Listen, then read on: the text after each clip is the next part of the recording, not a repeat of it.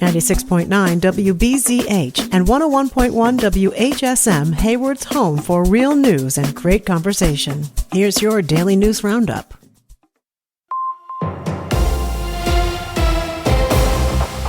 For WBZH and WHSM News, I'm Maddie Schaefer. The Wisconsin Department of Natural Resources is encouraging the public to report black bear den locations to help with an ongoing study on black bear reproduction. The research team is accepting any den reports, but is specifically looking for dens in Bear Management Zones C, E, and F, which covers central and southern Wisconsin. Bear cubs are typically born in late January and early February, and this time of year is often when people discover dens, because they can hear cubs squeaking, grunting, or humming while nursing inside. The Black Bear Litter and Diet Survey will generate new estimates of black bear reproductive rates within each of the state's bear management zones, and the estimates will improve the accuracy of the population models in each zone. The project was started in 2021 and is now going into its 5th year. The purpose of the project is to place GPS collars on sows, or female bears, and track them over the years. The data will let researchers understand litter frequency and cub survival rates. DNR research scientist Aaron Morrison says public assistance is essential to increasing their sample size. Morrison adds that if someone reports a den that includes a sow, they are invited to come out to the survey. We're very appreciative of the public and their involvement in this project. It wouldn't be a success without them. And so we like to be able to invite them out on those surveys as a way to kind of show them a part of the research that they're involved in. Morrison says that individuals reporting dens should keep track of the GPS coordinate, take photos of the den, and give a description of the site and surrounding area, and make note of any bear activity. To report the activity, visit the DNR's Black Bear Den submission form. The Wisconsin Department of Natural Resources is encouraging Wisconsinites to learn about flood risks across the state and available flood insurance options this week during Flood Insurance Awareness Week. Isabella Nieto has more. Because flooding has historically been the state's most common natural hazard, homeowners should prepare for the spring season and look into flood insurance.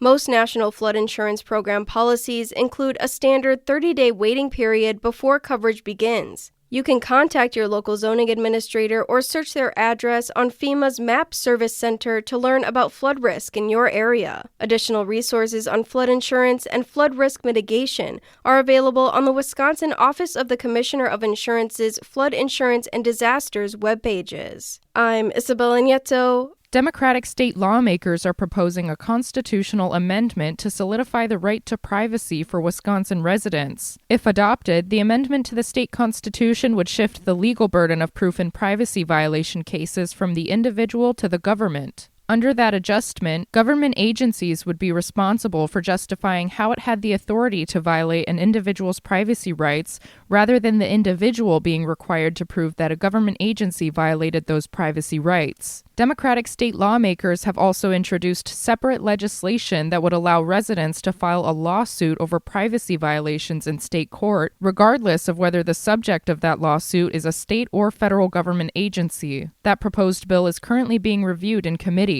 Democratic state lawmakers are hoping the proposed constitutional amendment will gain bipartisan support. It must pass in both the state assembly and Senate in 2 consecutive sessions before it appears on a statewide ballot for voters to approve. The Wisconsin Department of Health Services confirmed the state's 2nd case of measles this year. A UW-Madison student who lives off campus is receiving care.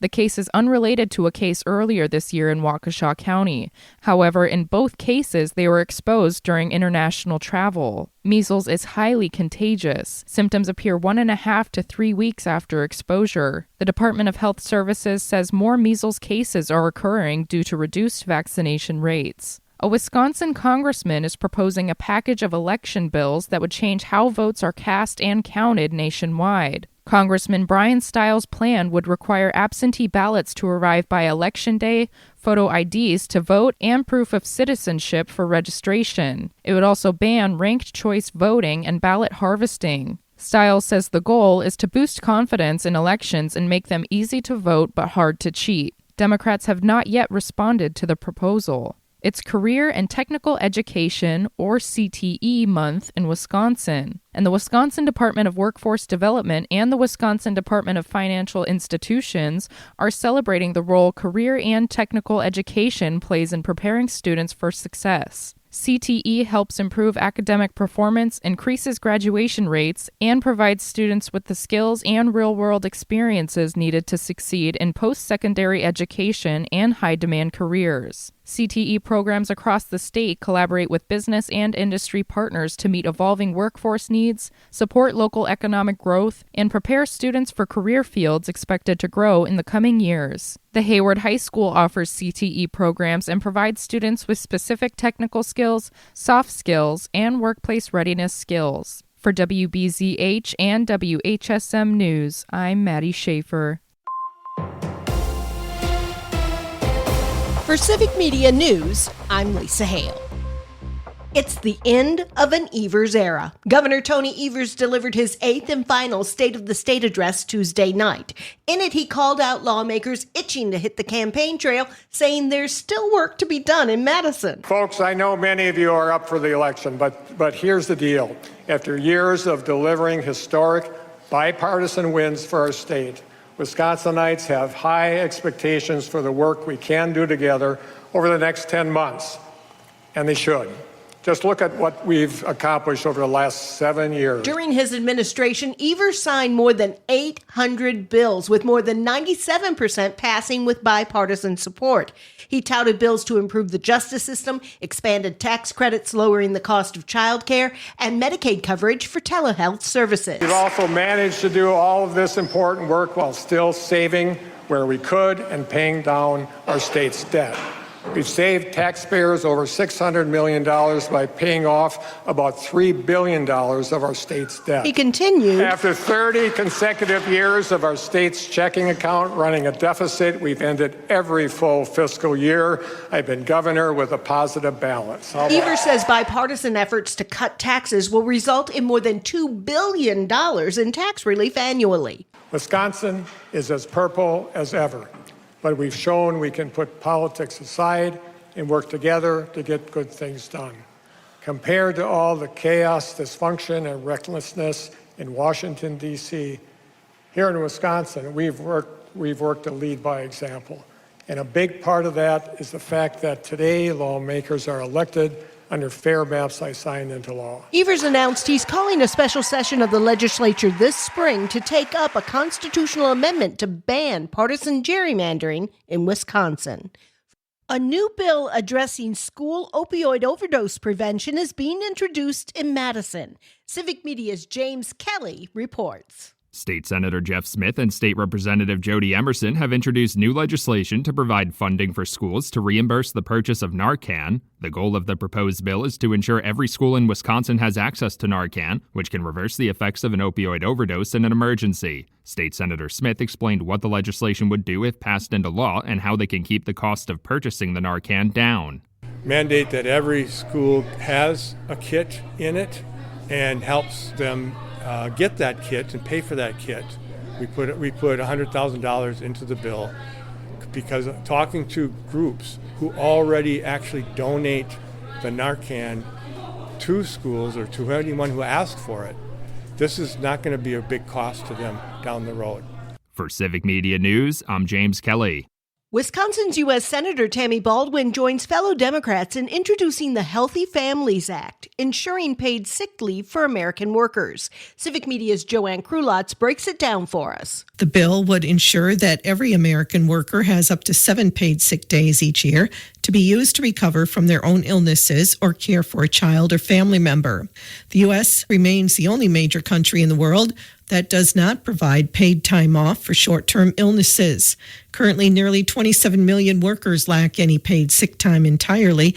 Without guaranteed paid sick leave, workers are forced to make choices between getting a paycheck and keeping their jobs on the one hand and caring for their own and their family's health on the other. However, workers with access to paid sick leave are 28% less likely to suffer non-fatal occupational injuries, and employers who provide paid sick leave see 25% less turnover in their workforce.